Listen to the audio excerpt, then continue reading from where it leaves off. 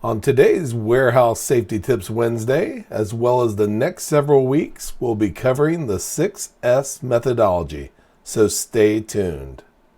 Welcome to Warehouse Safety Tips. You can find the show notes to each episode, links to information mentioned on the podcast, the social media platforms we're on, and anything else related to the podcast at warehousesafetytips.com. Now, if you're a seasoned podcast listener, this podcast is going to be different from most you listen to. It's based around exactly what the name implies, warehouse safety tips. And since the people in this industry are busy, we know that time is money and each episode will be as short and to the point as possible. And now, with all of that out of the way, let's get to the podcast. If you're discussing organization and productivity within your facility, you're almost certain to cover the 5S methodology. And if you add safety, now you're discussing the new version, 6S methodology. Developed in Japan, 5S methodology is a philosophy that advocates using specific steps to organize the workplace as well as working practices.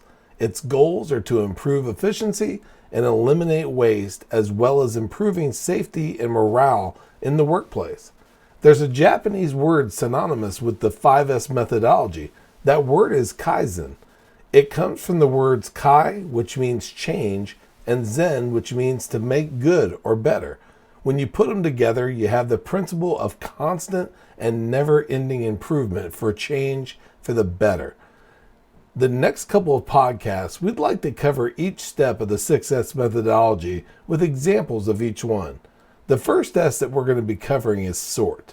This step is where you sort and categorize items. Doing this allows us to separate what is needed from what isn't, allowing only the bare essentials needed for operation and removing everything else. The elimination of excessive items frees up space, saves time, improves process flow, and allows staff to operate efficiently. With this step, one of the biggest achievements is reached when you've found the best way of doing something. Now, in past podcasts, we've stated the worst thing you can ever hear for an answer to a question is because that's how we've always done it.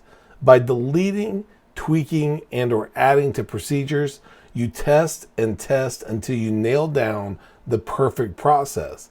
And just in case you're wondering what the perfect process is, it's the best you can do at the time, but know you'll always be attempting to make it even better in the future. In other words, you'll never reach perfection.